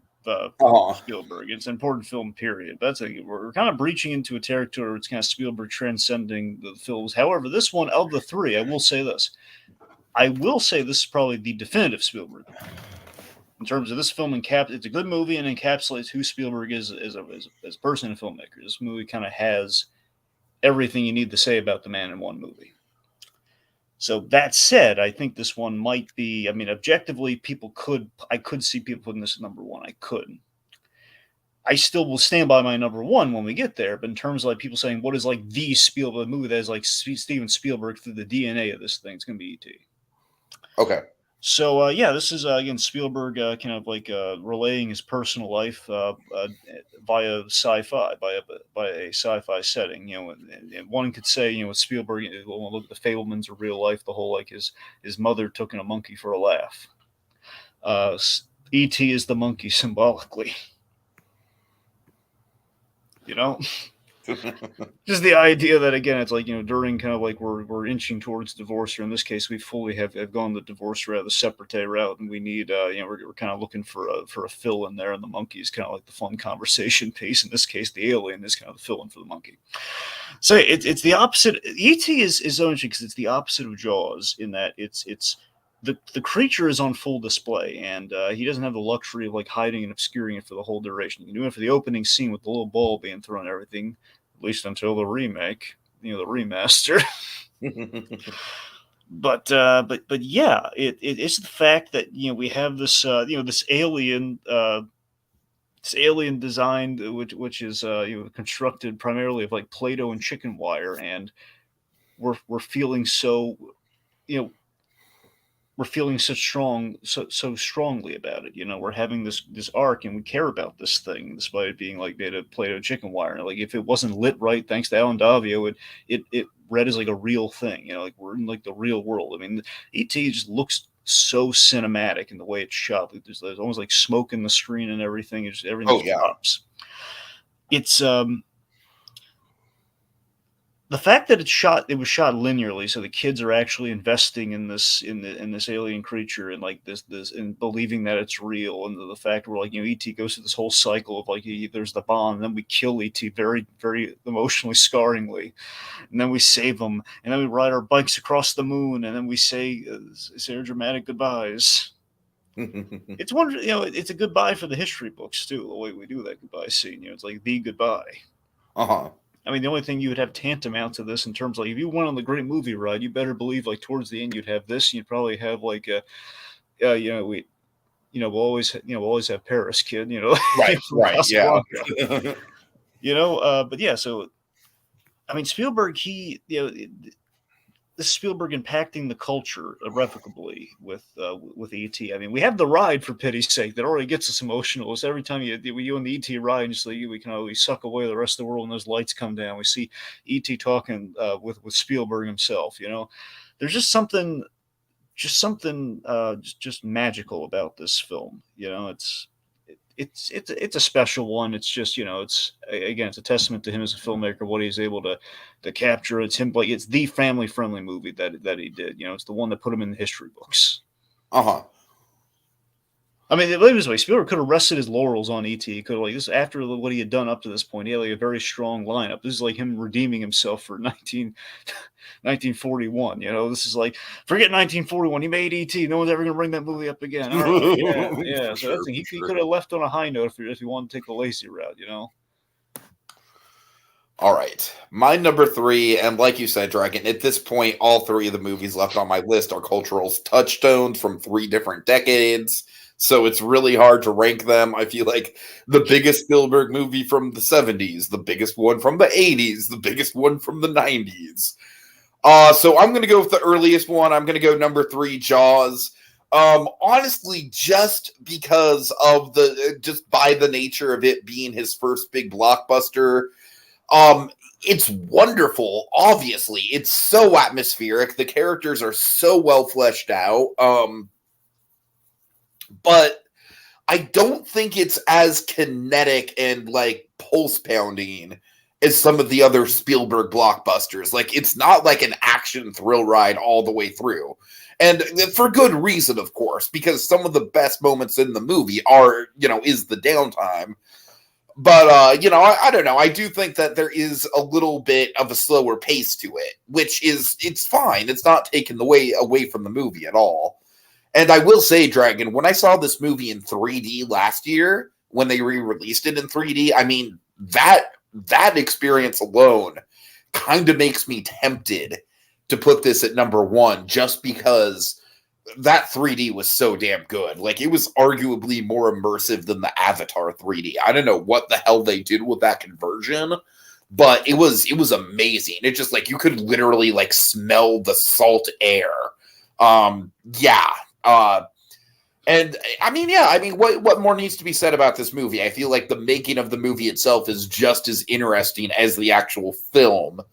And it's definitely got that sort of do-it-yourself quality to it. The Spielberg, the John Williams score, obviously iconic, though I will say that the John Williams other scores, like I feel like Jurassic Park, for example, is a score that sort of like every single track on that thing is an absolute banger. Whereas this is, the lesser tracks in this thing are still really great and really kind of help the nautical tone. But it's not quite an iconic John Williams score from track to track just yet. So, I mean, I don't even know. It's hard to really rank these because Jaws, like, absolutely, it's like it's probably the first modern blockbuster. It's got its place in cinematic history very, very secure. It started an industry almost. So, it's just a matter of kind of like personal preference. But it's still, I honestly don't feel like I'm as passionate about Jaws as I am about The Fabelmans just talking about it, but it's just earned its spot in cinematic history. It's hard to argue with it being in the top 3 at this point. All right, number 2.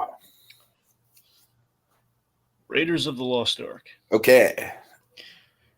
Yeah, so starting with this one, this is a film that is that kind of transcends Spielberg as a director. This is a film where essentially he's, it's his Star Wars. That's what Indiana Jones is. It's very appropriate, and George Lucas was involved in this one.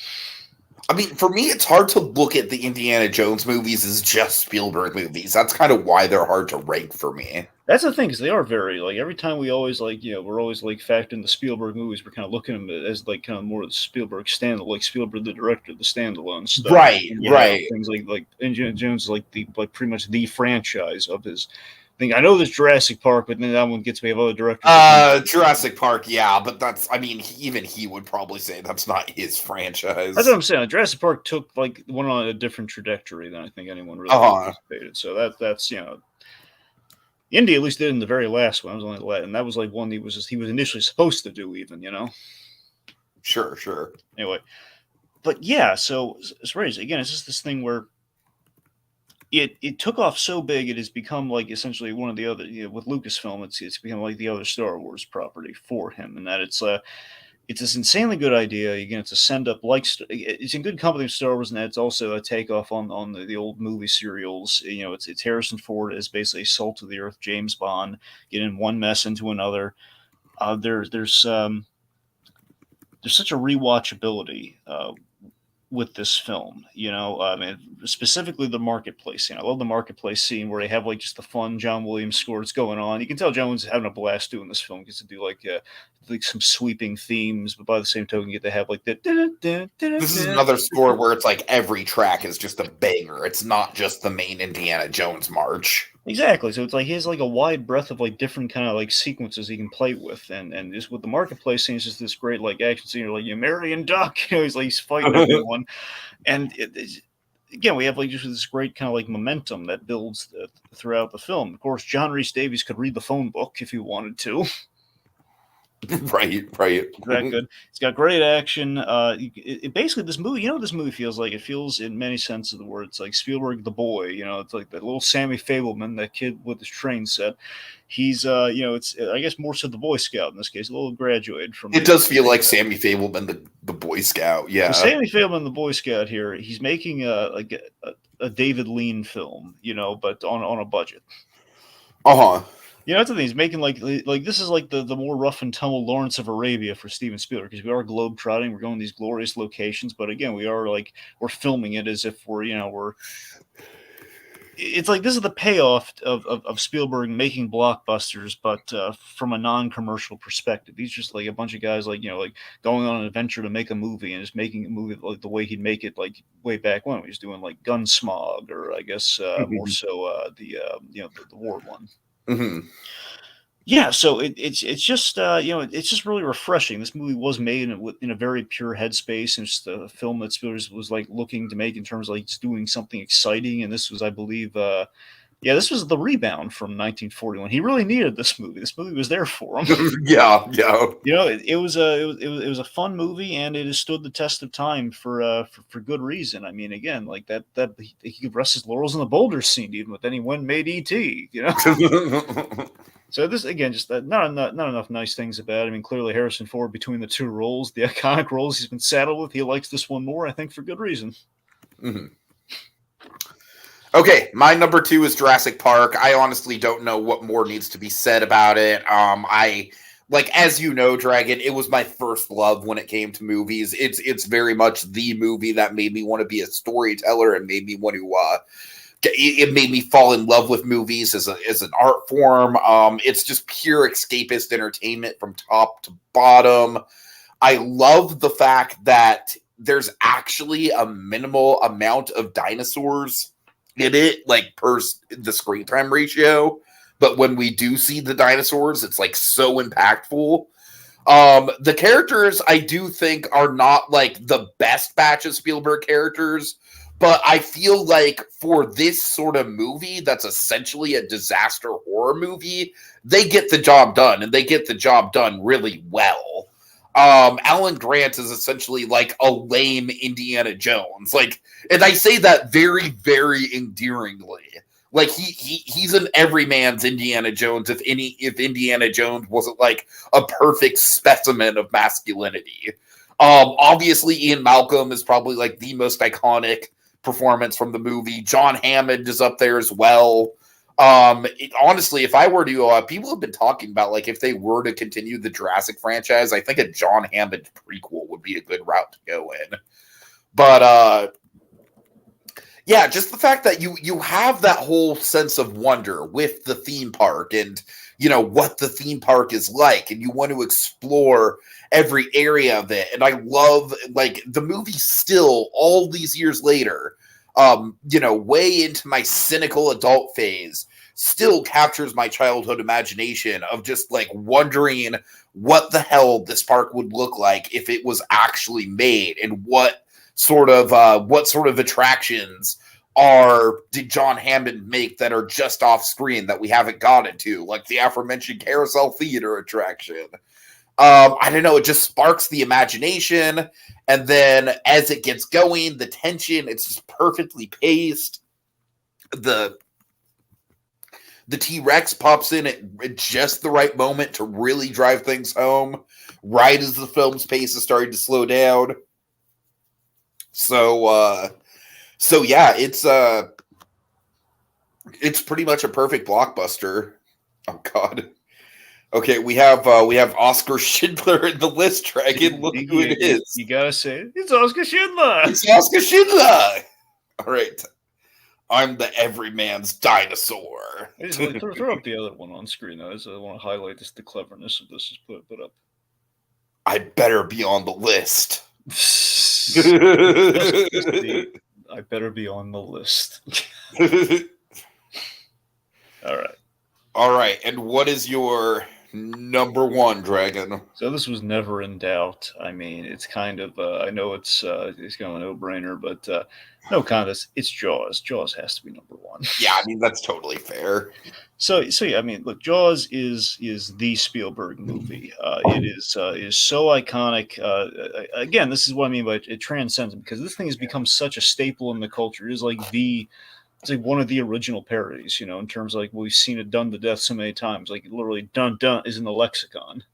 Every time you see a shark, you're dun dun dun dun dun dun. It's crazy, So it's so iconic that again, beyond. Just beyond the it's a classic with a capital C. It's embedded into the culture. It's beyond the man. It's like we use every part of the buffalo with this film. There's not a frame wasted like the best of the Pixar films. It's man versus shark played wonderfully summarized with Roy Scheider. I mean, I love Roy Scheider in this movie, and I go back to Jaws. It keeps driving me nuts that man. Why? Nothing against nothing against Pat. Nothing against Pat Hingle, but Roy Scheider would have been the perfect Commissioner Gordon for Batman '89. He would have been. He would have been like that's like a year one. Like again, Roy Scheider is like a great like year one era. Commissioner Gordon had been made. I know it would have been like roughly like almost 10 years older, by the time you do 89, but still, it's like an aged Gordon. He would have been great for that role. I mean, Gordon's traditionally an older man anyway, regardless. Just the trio of this film: Scheider, Dreyfuss, and Robert Shaw. Just the three of them, they counterbalance each other very well. And when they're on the boat, it's the fact that we start the movie out and just like seeing, okay, the threat of the shark and the fact that it's going to ruin the beach town's economy and everything. And then, of course, the stakes really get in. We're like, no, you greedy mayor in your nice jacket. No, it's going to kill the little boy on the raft, and it did. It's an oversimplification, but essentially, we go from greed to desperation. That's when we kind of take the hunt to the sea. And I love that we take these three guys and we put them on the shark's turf. And it turns to it's a thriller of the highest caliber. It's also a bit of an adventure movie too. Like we're hunting the shark. It's like Spielberg again, like throwing himself literally into the deep end on this movie. I'm going to shoot it on the ocean. I'm gonna I've shot so many things on land, and again, it's like this is like the first big. This is like the blockbuster period, and it's like I'm going to essentially create the blockbuster, which is insane. So again, just the fact they're helpless in the waters, the sharks around. We have like elements like the barrels and like the scar talk, and like there's a lot of intimate moments, and of course the Indianapolis speech, which is provided by the wonderful John Milius. So it's just Jaws again. It's like it's one of it's the backbone of Universal. I mean, it's a shock to me that we keep getting rid of all these Spielberg properties from Universal. Again, if they get rid of E.T., Spielberg's going to rain fire down upon them. I would hope. I mean, we've never seen Spielberg lose his cool. I mean, that would be, if you're ever going to see Spielberg lose his cool, you have to imagine be like Universal getting rid of the ET ride. But that'd be a man with nothing left to lose, like Yep. that's it. Anyway, but still, just Jaws, just utterly the classic. My grandfather introduced me to Jaws way back when, and he loved the Jaws ride and everything. So the fact is, Jaws is like one of the cinematic classics, one of the hugely important films to all cinema. It has to be number one. All right. And my number one is E.T. And honestly, Dragon, I feel like you summed it up really well when you said that. It's all the hallmarks of Spielberg sort of rolled into one. It's the heart, it's the daddy issues, it's the kind of like very personal, almost like painfully personal divorce sort of backstory to it. But it's also the adventure, the thrills, the lighting. Like you said, the smoke is practically coming up from out of the set. It's so atmospheric. I literally learned the 3-act structure through this movie. It's got like the ultimate low of lows. It's got the low of lows to end all low of lows. And it's got the most triumphant ending. I mean, it's just a perfect film from top to bottom. And it just represents like absolutely everything about the Spielberg brand. And then, yes, the ride, like you said, is just iconic in its own right and a perfect extension of the E.T. brand, a perfect extension of the universe. When there's smoke, there's E.T., yes. So, I mean, for me, it was like much like Jaws was never in doubt for you, E.T. was never in doubt for me to be the number one. I mean, it's just so seminal. It's, for my money, it's like, it's not only the perfect Spielberg movie, it's basically like the perfect movie. It's just got everything that you could possibly want in a movie. And yeah, it was a pretty easy pick for number one. All right. Oscar Schindler says, Jaws is cool and all, but I made a grown man cry. Yep. Then he also says, you might be thinking how I, a man who died in 1974, knows about Jaws. Don't think about it. All right. So, Dragon, why don't we run down the list one more time? One more time. All right. So, number 20, Warhorse. Number 19, Amistad. Number 18, Always. Number 17, The Adventures of Tintin. Number 16, Minority Report. Number 15, Temple of Doom. Number 14, Bridge of Spies. Number 13, Empire of the Sun. Number 12, The Fabelmans. Number 11, Close Encounters of the Third Kind. Number 10, Duel. Number 9, Saving Private Ryan. Number 8, Indiana Jones and the Last Crusade. Number 7, The Terminal. Number 6, Jurassic Park. Number 5, Catch Me If You Can. Number 4, Schindler's List. Number 3, E.T. Extraterrestrial. Number 2, Raiders of the Lost Ark. And number 1, Jaws. All right, for me, number 20, Amistad. Number 19, Warhorse. Number 18, The BFG. Number 17, Catch Me If You Can. 16, Lincoln. 15, Saving Private Ryan. 14, The Color Purple. 13, Schindler's List. Again, wonderful movie, very impactful. I can't rewatch it. I don't have the stomach for it. Number 12, Raiders of the Lost Ark. Number 11, Bridge of Spies. 10, Minority Report. Number 9, Indiana Jones and the Temple of Doom. Number 8, Close Encounters of the Third Kind. Number 7, West Side Story. Number 6, War of the Worlds. Number 5, Duel. Number 4, The Fabelmans. Number 3, Jaws. Number 2, Jurassic Park. And number 1, E.T. : The Extraterrestrial. All right. Oscar Schindler says, hell yeah, I'm on the list. Ishtak, I made the list. Oh, God. Come on, drink with me. Toast. We made the list. All right. Well, big thanks to Z and K Channel and, of course, Oscar Schindler himself. Back from the dead. I wonder who that Oscar Schindler Ridley is. I'm willing to guess it's Richard's Victims. Nah, it's probably Liam Neeson. All right. Well, have a happy 4th of July, everyone. And Christmas in July coming up this month. We got some good selections for you. Oh, yeah, 'tis the season.